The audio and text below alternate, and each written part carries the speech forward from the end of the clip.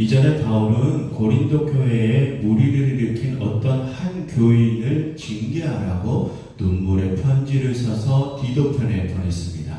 바울은 그 문제 교인을 회개시키기 위함을 목적으로 그를 징계하라고 한 것이죠. 그리고 지금까지 바울은 고린도 교회의 그 문제가 어떻게 해결되었는지에 대한 소식을 기다리고 있었습니다. 지금까지 기다리고 있었습니다. 그런데 그 소식을 가지고 왔어야 할 디도가 늦게까지 도착하지 않아 바울은 큰 근심에 빠져 있었습니다. 그래서 바울은 복음 전파가 잘 되고 있던 드로아에서의 사역을 잠시 접어두고 디도를 조금이라도 빨리 만나보려고 마게도냐로 사역지를 옮기기까지 했었죠. 그것은 바울이 그 문제 때문에 얼마나 큰 근심에 빠졌었는지를 보여주는 모습이었습니다. 그런데 드디어 디도가 도착을 했습니다. 그리고 디도는 바울에게 모든 일이 잘 풀렸다는 소식을 알렸습니다. 고린도 교회의 그 문제 교인은 징계를 받고 자신의 죄를 깨닫고 회개에 이르렀다고 하고, 고린도 교인들도 그 문제자를 더 이상 정죄하지 않고 그들도 함께 회개에 이르렀다는 소식을 전했습니다. 거기에 더해 고린도 교인들이 바울의 사도성에 대한 의심도 적고 다시 복음의 열심을 내게 되었다는 소식도 전했죠. 그러니 바울은 이제 근심을 내려놓을 수 있게 되었습니다. 그것이 지난주까지의 상황이었습니다. 그리고 오늘의 본문에서 바울은 자신이 그동안 그 일 때문에 왜 근심을 하게 되었는지 그 속내를 지금 들려줍니다. 먼저 8절을 보십시오. 여기서 바울은 자신이 이전에 고린도 교인들에게 눈물의 편지를 썼던 것을 후회했음을 고백합니다. 그런데 왜 바울이 그 편지를 썼던 것을 후회한다고 합니까? 그 편지가 그들에게도 근심을 일으키게 했기 때문이라고 합니다. 그럼 여러분, 왜 그들도 그 편지를 받고 근심하게 되었을까요? 이전에도 말씀드렸지만 그 문제교인이 그 징계 때문에 교회를 완전히 버릴 우려가 있었기 때문입니다. 그리고 고린도 교인들도 그동안 은연중에 그 문제교인을 정죄하는 모습을 보였었는데, 바울은 그들에게도 그런 정죄를 멈추라고 지난 눈물의 편지에 썼다고 했었죠.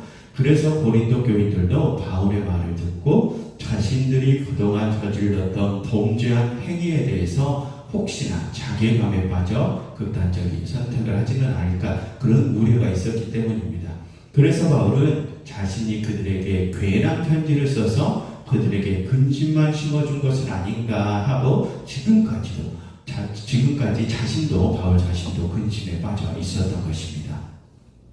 그런데 바울은 이제 근심하지 않는다고 하죠. 왜 그렇습니까? 9절을 보시면 그들이 그 근심을 통하여 회개에 이르렀기 때문이라고 합니다. 근심 때문에 잘못된 선택을 하지 않고 올바른 회개의 길로 들어선 것이죠. 그래서 바울은 이제 자신의 근심을 내려놓을 수 있게 되었습니다. 그런데 여러분, 9절 하반절에서 바울은 이상한 말을 하나 합니다.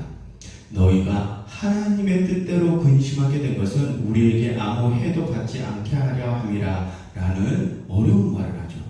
여러분, 이게 무슨 말일까요? 먼저 바울은 그동안 고린도 교인들이 했던 근심이 하나님의 뜻대로 하는 근심이라고 합니다. 그럼 여러분, 하나님의 뜻대로 하지 않는 근심도 있다는 것 아닙니까? 그럼 여러분, 하나님의 뜻대로 하는 근심은 무엇이고 하나님의 뜻대로 하지 않는 근심은 무엇일까요?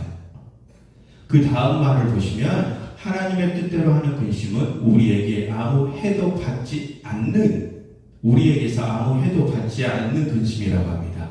이전에 바울 자신이 그들에게 눈물의 편지를 써서 근심을 주었는데 그 편지로 인해서 그들이 잠시 근심을 했으나 결국은 그들이 아무 해도 받지 않았다는 것이죠.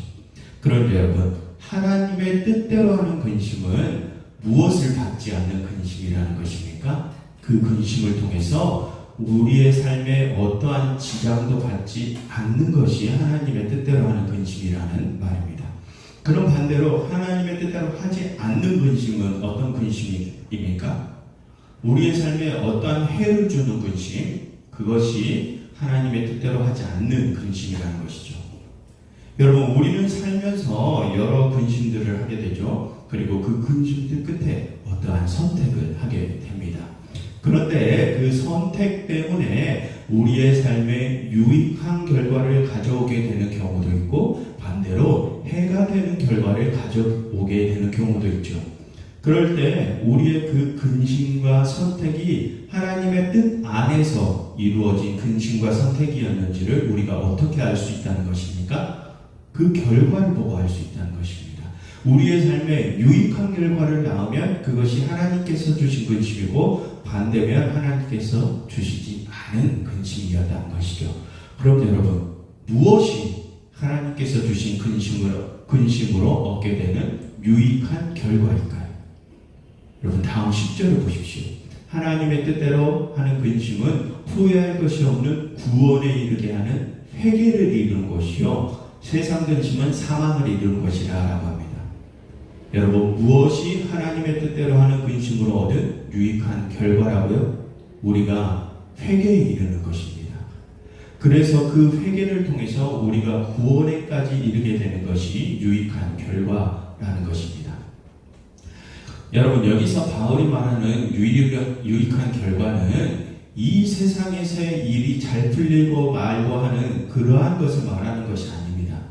바울이 말하는 회개를 통한 유익한 결과는 우리가 그 근심을 통하여 나의 잘못을 깨닫고 참된 회개에 이르러 구원까지 이르는 것을 유익이라고 하는 것입니다. 그러니 바울은 고린도 교인들이 눈물의 편지를 받고 하게 되었던 그 근심이 하나님께서 주셨던 근심임을 확신할 수 있었던 것입니다. 왜냐하면 그들이 회개에 이르렀기 때문이죠. 여러분, 다음 11절을 보십시오. 바울은 그들이 눈물의 편지를 받고 하게 되었던 그 근심이 그들로 하여금 복음에 대하여 다시 간절하게 하고 다시 참된 복음을 변호하게 하고 거짓 복음과 죄악에 대하여 분노하게 하고 하나님의 심판을 두렵게 하고 온전한 복음에 대한 사랑과 열심을 일으키게 했다고 하죠. 그렇게 함으로써 그들이 깨끗한 거룩에 이르렀다고 합니다. 그러니 이제 그들은 구원의 반열에 다시 들어서게 될 것이죠. 그처럼 하나님의 뜻대로 하는 근심은 우리의 삶을 거룩에 이르게 하는 참된 회개의 결과를 낳게 된다는 것입니다. 그럼 여러분, 반대로 유익하지 못한 결과를 가져오는 근심, 하나님의 뜻대로 하지 않는 근심은 어떤 근심입니까?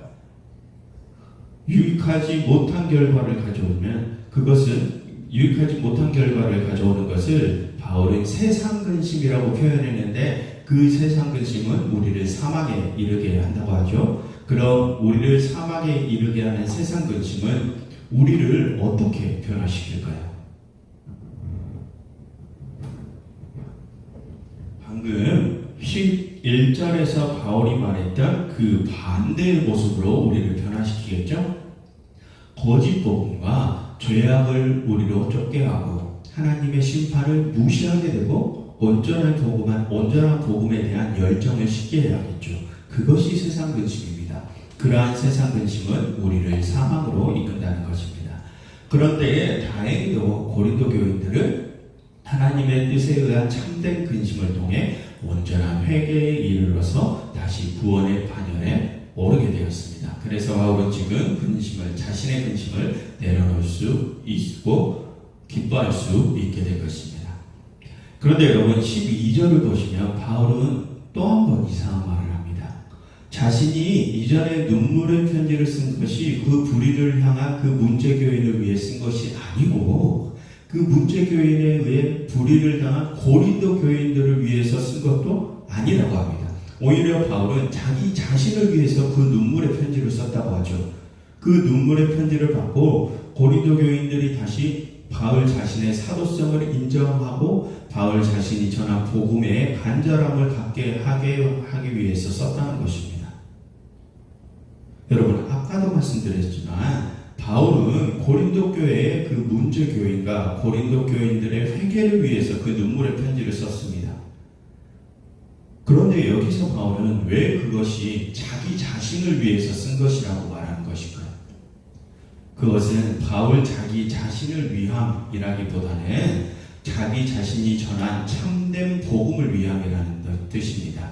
바울의 사도성을 인정하고 바울이 전한 참된 복음을 그들이 다시 다시 깨닫게 하기 위함이라는 뜻이죠. 그래서 바울 자신이 전한 그 참된 복음에 다시 그들이 간절함을 갖게 하기 위해서 썼다는 것입니다. 그럼 바울이 전한 그 참된 복음이란 무엇입니까? 우리 안에 살아계신 예수 그리스도십니다. 그래서 바울은 다음 13절에서 지금 자신과 디도가 위로받고 기뻐하는 것은 그의 마음이 너희 무리로 말미암아 안심함을 얻었음이라 라고 하죠. 그들이 온전한 회개를 통하여 다시 온전한 복음인 예수 그리스도에 대한 간절함을 되찾았기에 그래서 바울과 디도는 기쁜 것입니다. 여러분, 오늘 바울은 자신이 그동안 하고 있던 큰 근심이 풀린 이유에 대해서 설명했습니다. 그럼 여러분, 바울은 왜 근심이 풀리게 되었습니까? 그들이 하나님께서 주신 근심을 통하여 회개에 이르렀기 때문입니다. 그런데 여러분, 오늘 본문에서 우리가 관심을 기울여야 할 부분이 있습니다. 그것은 지금 바울은 이미 예수 그리스도를 주님으로 시인한 고린도 교인들을 향하여 회개와 구원에 관한 말을 하고 있다는 것입니다. 새로운 신자들에게 하는 말이 아니라요.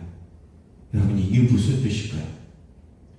회개와 구원은 한 번 이루어지고 끝이 나는 것이 아니라는 것입니다.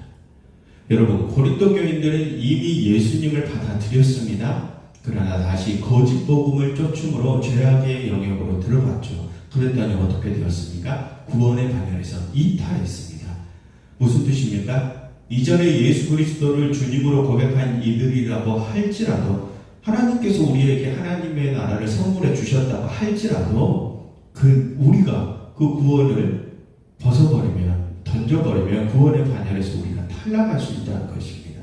이미 주의 교인이 되었다고 하더라도 우리가 다시 알곡이 되고 가라지가 될 수 있는 그런 선택의 순간으로 다시 돌아갈 수 있다는 것입니다. 그러니 만약 내가 다시 거짓을 쫓아 가라지가 되면 마지막 심판에서 걸러질 수도 있는 것이죠. 그러니 회개란 한 번 하고 마는 것이 아니라 우리가 숨을 쉬고 있는 마지막 순간까지 계속 되어져야 하는 것입니다. 그리고 오늘의 본문에서 그 회개란 우리의 마음을 돌이키는 것을 뜻하지 않았습니다. 그럼 무엇이 참된 회개라고 했습니까? 그것은 자신의 잘못을 깨닫고 그것을 인정하고 자신의 삶을 다시 깨끗하고 거룩하게 만드는 것을 참된 회개라고 했습니다. 여러분, 회개란 우리가 입으로 죄악을 고백하고 마음만을 돌이키는 것을 뜻하지 않습니다. 그것은 이 세상적 편함을 쫓는 거짓 복음에 분노하고 나의 이기심과 욕심에서 나오는 온갖 죄악들에서 멀어져 온전하고 순전한 그리스도라는 참 복음을 다시 갈망하게 되는 것이 참된 회개입니다. 그래서 그 그리스도라는 참된 복음을 나의 삶의 모습으로 재현해 내는 것이 참된 회개입니다. 그리고 그런 참된 회개를 우리가 눈을 감는 그 마지막 순간까지 계속 행해야, 그럴 때에야 우리가 온전한 구원을 이룰 수 있습니다. 그것이 하나님께서 우리에게 주신 근심입니다. 그러니 여러분, 이제 우리를 사막으로 이끄는 세상 근심을 내려놓으시고 하나님께서 주시는 참된 근심을 하시기를 바랍니다. 그 참된 근심 속에서 온전한 회개를 이루시고 구원의 반열에서 탈락되는 일이 없기를 간절히 바랍니다. 여러분, 이 시간 이렇게 함께 기도하면 좋겠습니다. 하나님, 이제 저희가 헛된 세상 근심을 내려놓고 온전한 회개에 이르는 참된 근심을 하며 살아가게 해주세요 라고 함께